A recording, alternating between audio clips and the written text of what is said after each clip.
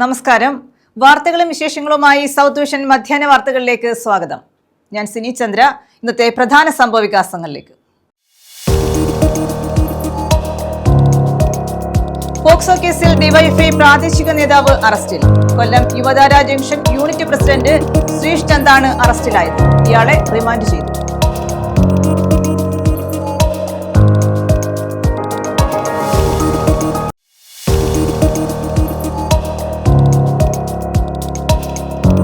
ശബരിമല കേസിൽ വിധി വേനലവധിക്ക് ശേഷമാകാൻ സാധ്യത. കേസിൽ വാദം നീളും. വാദം ആരംഭിക്കുന്നത് 15-ന്.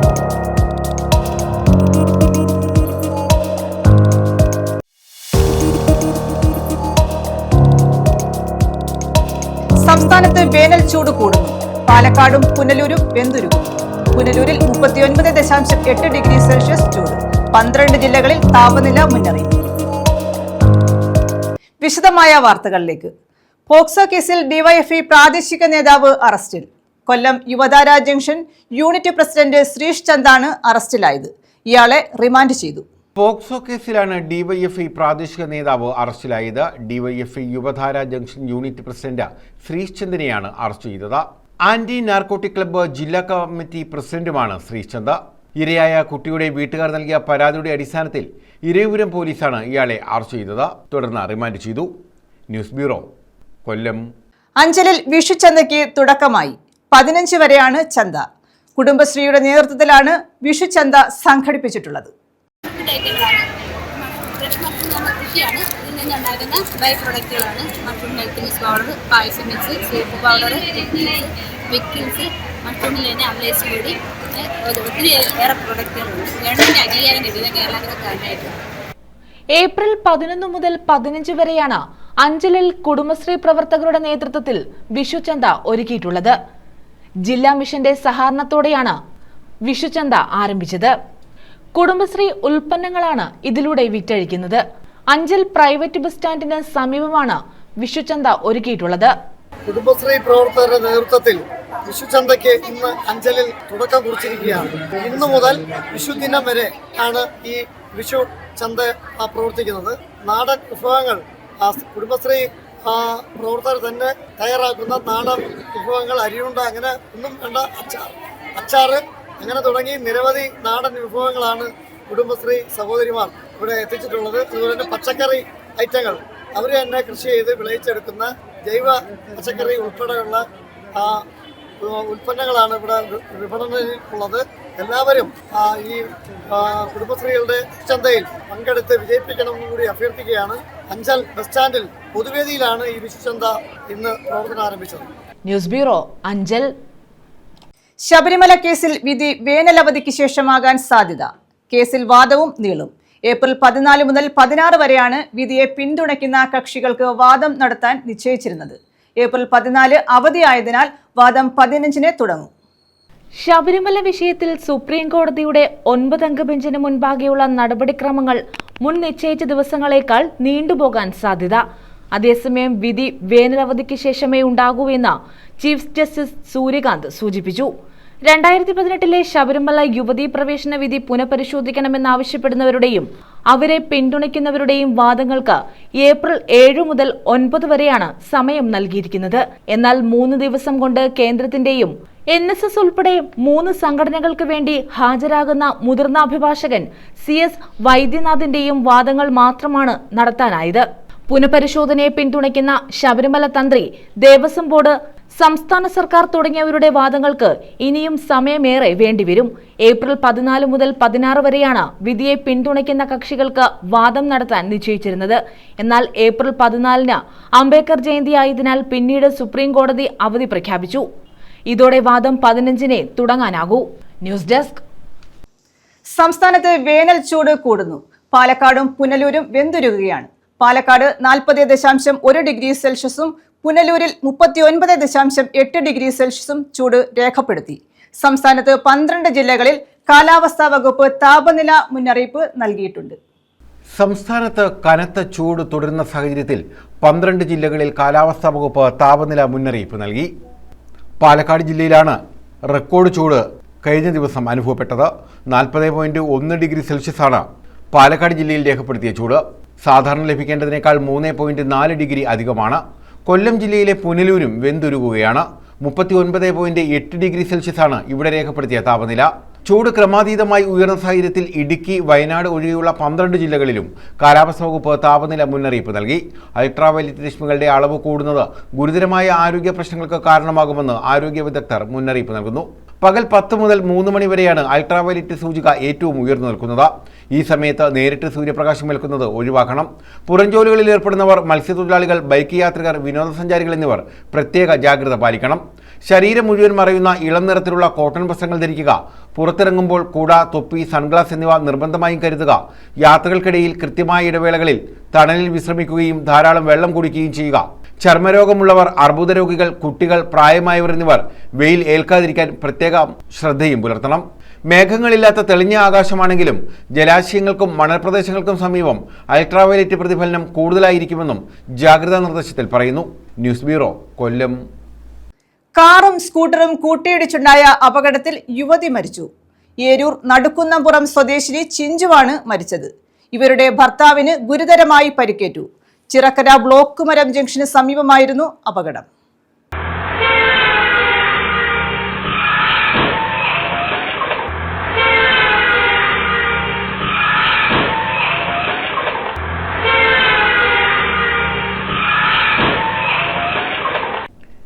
ചിറക്കര ബ്ലോക്കുമരം ജംഗ്ഷന് സമീപമായിരുന്നു വാഹനാപകടം.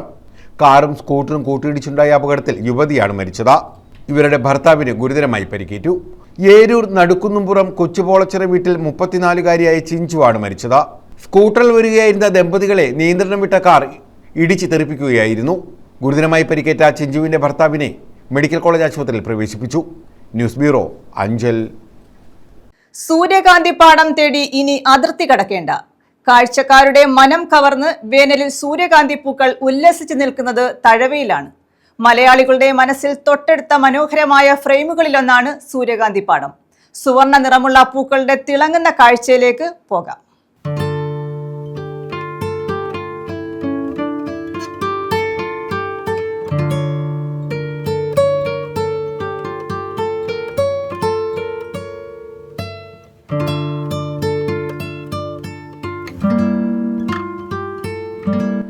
മലയാളികളുടെ മനസ്സിൻ്റെ മനോഹരമായ ഫ്രെയിമുകളിലൊന്നാണ് സൂര്യകാന്തി പൂക്കൾ.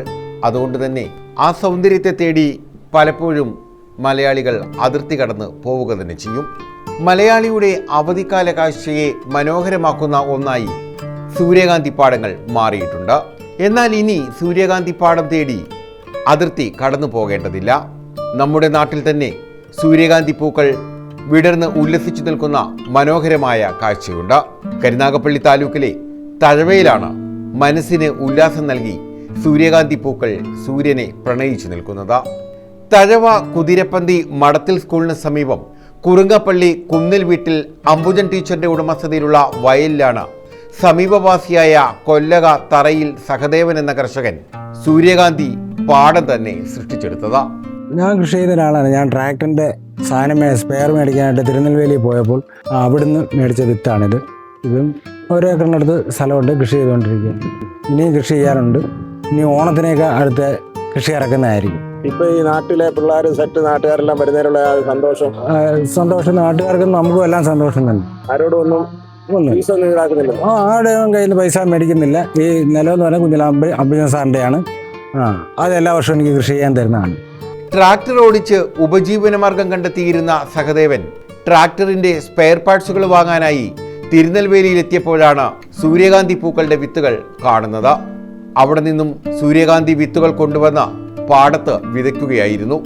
ഇന്നാകട്ടെ മുഴുവൻ ആളുകളുടെയും മനസ്സ് നിറച്ച് ഇവിടെ സൂര്യകാന്തി പൂക്കൾ വിരിഞ്ഞു നിൽക്കുകയാണ്. നമ്മൾ തമിഴ്നാട്ടിൽ പോയിട്ടാണ് ഫസ്റ്റ് കണ്ടിട്ടുള്ളത്. പിന്നെ ആദ്യമായിട്ടാണ് നമ്മുടെ അടുത്ത് തന്നെ ഈ ഒരു പ്രദേശത്ത് ഇത്രയും ഭംഗിയായിട്ട് കാണുന്നത്. വരുന്നവരായാലും ഇതിനെ നശിപ്പിക്കരുത്, ഭംഗി കാത്തു സൂക്ഷിക്കണം. എല്ലാവർക്കും ഇതിനുള്ള അവസരം കണ്ടെത്തണമെങ്കിൽ നമ്മൾ വരുന്നവർ വേണം ഇതിന് മുന്നൊരുക്കം ചെയ്യേണ്ടത്. ഇപ്പോൾ സഹദേവന്റെ സൂര്യകാന്തി പാടങ്ങളിലേക്ക് സഞ്ചാരികളുടെ ഒഴുക്കാണ്. നിരവധി പേർ ഫോട്ടോഷൂട്ടിന് ഉൾപ്പെടെ ഇവിടെ എത്തുന്നു. തദ്ദേശീയരായ സഞ്ചാരികളെ ആകർഷിക്കുന്ന സൂര്യകാന്തി പാടത്തിന്റെ മനോഹാരിത ഇനി നമുക്കും ആവോളം ആസ്വദിക്കാം. News bureau, Thazhava. Kerala library conclave സംഘടിപ്പിക്കുന്നു. കരുനാഗപ്പള്ളി താലൂക്ക് ലൈബ്രറി കൗൺസിലാണ് ഈ മാസം 12-ന് കരുനാഗപ്പള്ളി KC സെന്ററിൽ കോൺക്ലേവ് സംഘടിപ്പിക്കുന്നത്. ലൈബ്രറികളുടെ അനുഭവങ്ങൾ പങ്കുവയ്ക്കുകയും അവ ഇതര ഗ്രന്ഥശാലകൾക്ക് മാതൃകയാക്കുകയും ചെയ്യുക എന്ന ലക്ഷ്യത്തോടെയാണ് കോൺക്ലേവ് സംഘടിപ്പിക്കുന്നതെന്ന് ഭാരവാഹികൾ അറിയിച്ചു. സംസ്ഥാനത്ത് ശ്രദ്ധേയമായ ഗ്രന്ഥശാല പ്രവർത്തനങ്ങൾ നടത്തിയ ലൈബ്രറികളുടെ അനുഭവങ്ങൾ പങ്കുവയ്ക്കുകയും അവ ഇതര ഗ്രന്ഥശാലകൾക്ക് മാതൃകയാക്കുകയും ചെയ്യുക എന്ന ലക്ഷ്യത്തോടെയാണ് സംസ്ഥാനത്തെമ്പാടുമുള്ള ഗ്രന്ഥശാലകളുടെ കൂട്ടായ്മ സൃഷ്ടിച്ചുകൊണ്ട് കേരള ലൈബ്രറി കോൺക്ലേവ് 2026 സംഘടിപ്പിക്കുന്നത്. കരുനാഗപ്പള്ളി താലൂക്ക് ലൈബ്രറി കൗൺസിലാണ് പരിപാടി സംഘടിപ്പിക്കുന്നത്. ഏപ്രിൽ 12-ന് രാവിലെ മുതൽ തെരഞ്ഞെടുക്കപ്പെട്ട 300 പ്രതിനിധികളാണ് കോൺക്ലേവിൽ പങ്കെടുക്കുന്നത്. KC സെന്ററിൽ ആണ് പരിപാടി. ഇവിടെ ഒത്തുചേർന്ന് വിഷൻ 2026 ഭാവി പ്രവർത്തനങ്ങൾക്ക് രൂപം നൽകും. പുതിയ കാലത്തിന്റെ ഡിജിറ്റൽ സാങ്കേതിക സാധ്യതകൾ ഗ്രന്ഥശാലകളിൽ നടപ്പിലാക്കാനും പുസ്തക വിതരണത്തിലും പ്രവർത്തന പരിപാടികളിലും ഉൾപ്പെടെ ഇത് പ്രയോജനപ്പെടുത്താനും സമ്മിറ്റ് ലക്ഷ്യം വെക്കുന്നുണ്ട്. ഈ പ്രവർത്തന വർഷം 1000 മതേതര പൊതു ഇടങ്ങൾ സൃഷ്ടിക്കപ്പെടും. യുവതയുടെ ബാലവേദി കൂട്ടായ്മയും മുതിർന്നവരുടെ സംഗമങ്ങളും ഓരോ ഗ്രന്ഥശാലകളിലും രൂപീകരിക്കുമെന്നും ഭാരവാഹികൾ പറഞ്ഞു.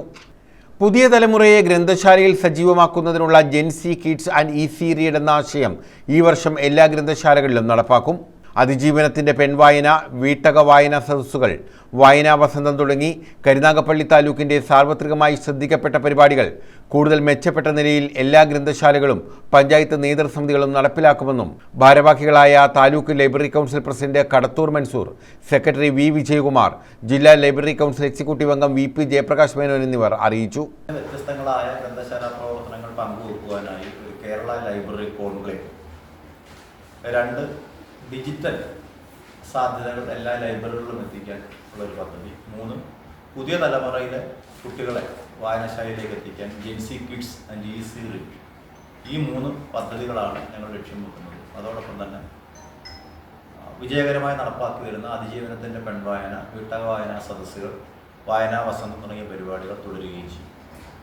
12-ാം തീയതി രാവിലെ ഒരു സ്വാഗത നൃത്തത്തോടെയാണ് പരിപാടി ആരംഭിക്കുന്നത്. തുടർന്ന് ആദ്യ ഉദ്ഘാടന session state library council secretary VK Madhur പങ്കെടുക്കും.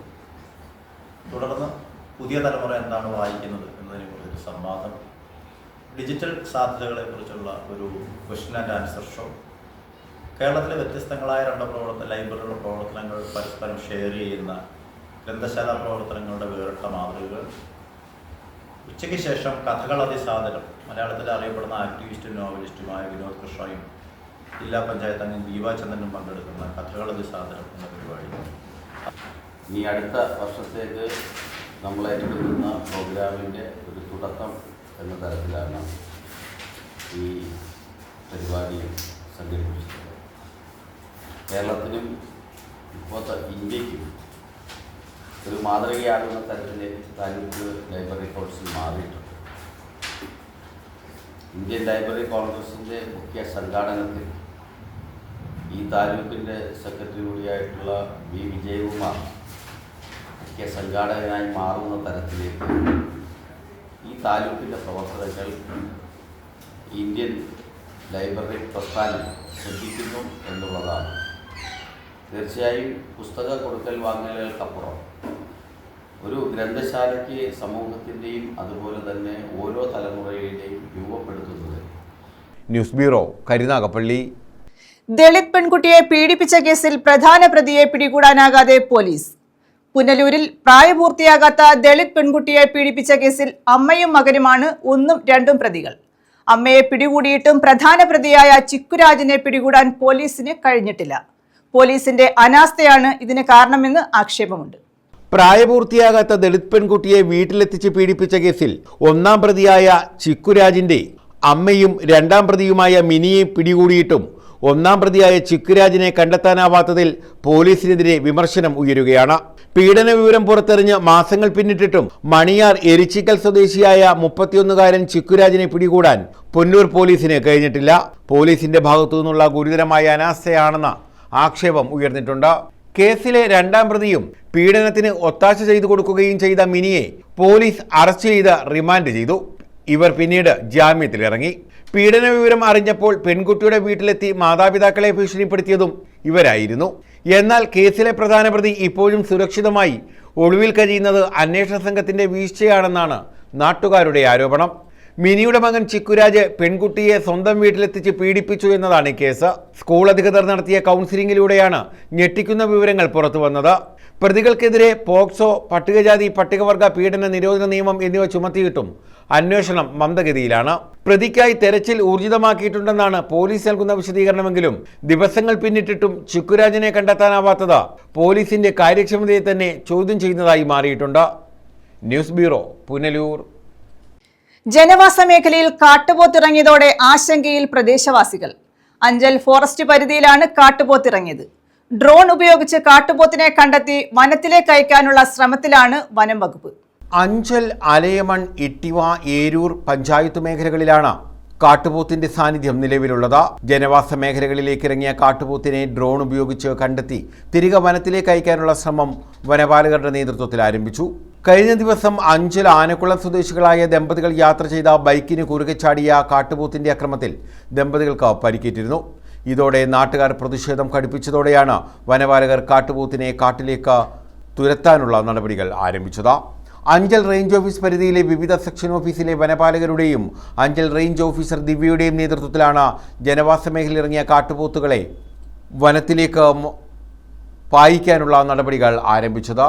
കോട്ടയ്ക്കൽ ഗവൺമെന്റ് അഗ്രികൾച്ചറൽ ഫാമിലിറങ്ങിയ കാട്ടുപോത്ത് കൂട്ടത്തെ ഡ്രോൺ ഉപയോഗിച്ച് കണ്ടെത്തിയിട്ടുണ്ട്. ജനവാസ മേഖലയിൽ നിന്നും കാട്ടുപോത്ത് കൂട്ടത്തെ വനമേഖലയിൽ എത്തിക്കുന്നതിനുള്ള നടപടികൾ 100 പേരടങ്ങുന്ന ദൗത്യസംഘത്തിന്റെ നേതൃത്വത്തിൽ പുരോഗമിക്കുകയാണ്. News bureau, Anchal. കുടുംബസ്വത്തായി കിട്ടിയ വസ്തുവിൽ വഴിയില്ലാത്തതിനാൽ ബുദ്ധിമുട്ടിലായി കുടുംബം. ചാത്തന്നൂർ താഴത്താണ് വയോധിക ഉൾപ്പെടുന്ന കുടുംബം വഴിയുടെ പരിമിതി മൂലം പ്രയാസപ്പെടുന്നത്. നിലവിൽ ഇവർ ഉപയോഗിക്കുന്ന വഴിയിൽ സാമൂഹ്യവിരുദ്ധ പ്രവർത്തനങ്ങൾ നടക്കുന്നതായി ഇവർ പറയുന്നു. അവിടുന്ന് പാമ്പുകൾ കയറാൻ ഞങ്ങളെ വീട്ടിൽ ഒന്ന് കയറുന്നത്. ഞങ്ങളെ തൊട്ട് മുമ്പിലെല്ലാം കാടാണ് പിടിച്ചു കിടക്കുന്നത്. വസ്തു വൃത്തിയാക്കത്തില്ല ഈ മാമന്റെ മകൻ. പാമ്പ് ഒരു വീട്ടിനകത്ത് മഴയത്ത് വന്ന് കയറുന്നത്. മൊത്തം കാട് പിടിച്ചു കിടക്കുക. ചാത്തന്നൂർ താഴം വട്ടരജികത്ത് 81-കാരിയായ രാധാമണിയും കുടുംബവും താമസിക്കുന്ന വീട്ടിൽ നിന്നുമാണ് പുറത്തേക്ക് പോകാൻ വഴി പരിമിതിയുള്ളത്. കുടുംബസ്വത്തായി കിട്ടിയ 18 സെന്റ് വസ്തുവിലാണ് ഇവരുടെ താമസം. ഇവിടെ നിന്നും 300 മീറ്റർ അകലെയാണ് ചാത്തന്നൂർ പരവൂർ റോഡ്. വീട്ടിൽ നിന്ന് നടന്നു വേണം റോഡിലേക്കെത്താൻ.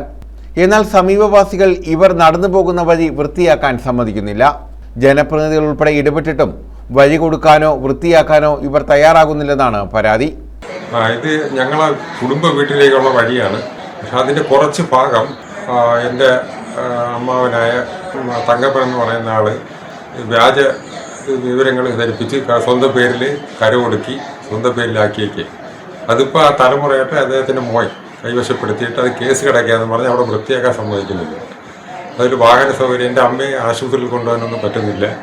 അത് വൃത്തിയാക്കി എടുക്കാൻ 4 സെന്റ് വഴി നമ്മളെ പ്രമാണത്തിൽ പറഞ്ഞിട്ടുണ്ട്. പക്ഷെ ഈ ആ പടി വരെയുള്ള ഭാഗം ഇദ്ദേഹം വ്യാജരേഖയൊക്കെ ചമച്ചത് ഞാൻ വിശ്വസിക്കുന്നു. അത് പൊതുവഴിയായിരുന്നു. പക്ഷെ ഇപ്പം ഈ തങ്കപ്പൻ എന്ന് പറയുന്ന ആള് കൈവശപ്പെടുത്തി അതേ മരണാനന്തരം അയാളെ ഭാര്യയും മോനും കൂടെ കേസ് കിടക്കുകയെന്ന് പറഞ്ഞത് വൃത്തിയാക്കാൻ സമ്മതിക്കുന്നില്ല.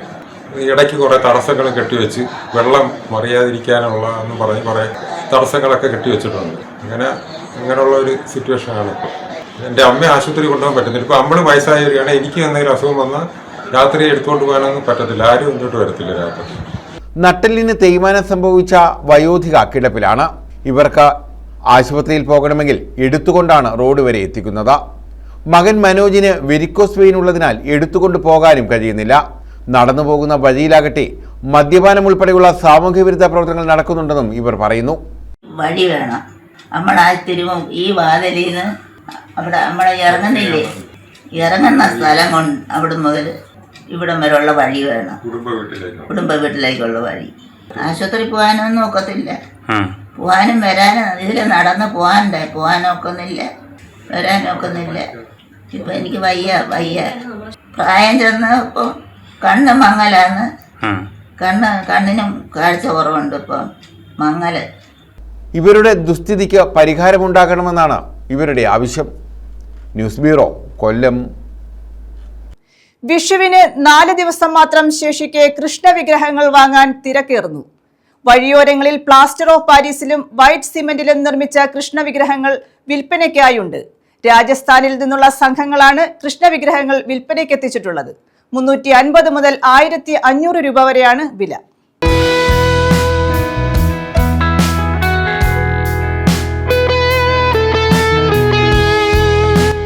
വിഷുവിന് കണിയൊരുക്കണം.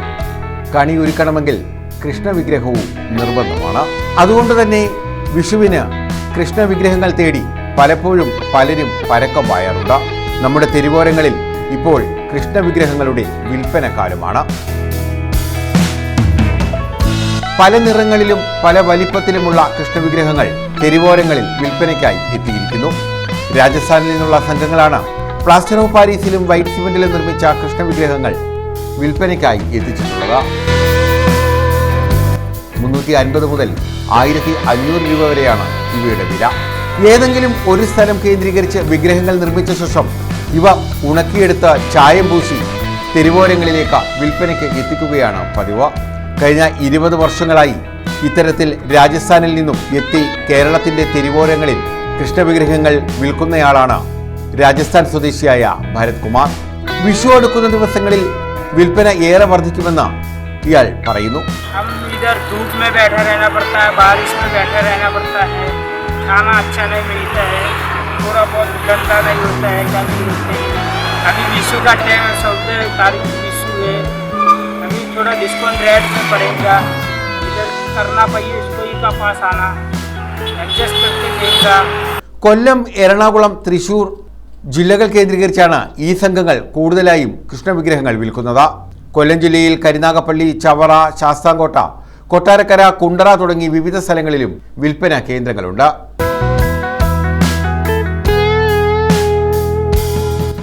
News bureau, Karunagappally. പ്രധാന വാർത്തകൾ വീണ്ടും. പോക്സോ കേസിൽ ഡിവൈഎഫ്ഐ പ്രാദേശിക നേതാവ് അറസ്റ്റിൽ. കൊല്ലം യുവതാര ജംഗ്ഷൻ യൂണിറ്റ് പ്രസിഡന്റ് ശ്രീഷ് ചന്ദാണ് അറസ്റ്റിലായത്. ഇയാളെ റിമാൻഡ് ചെയ്തു.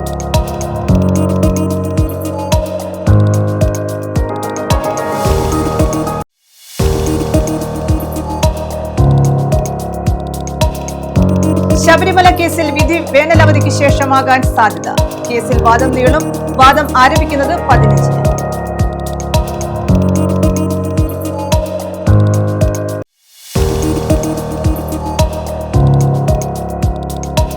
സംസ്ഥാനത്ത് വേനൽ ചൂട് കൂടുന്നു. പാലക്കാടും പുനലൂരും വെന്തുരുകും. പുനലൂരിൽ 39.8 ഡിഗ്രി സെൽഷ്യസ് ചൂട്. 12 ജില്ലകളിൽ താപനില മുന്നറിയിപ്പ്. ഈ വാർത്താ ബുള്ളറ്റിൻ പൂർണ്ണമാകുന്നു. നമസ്കാരം.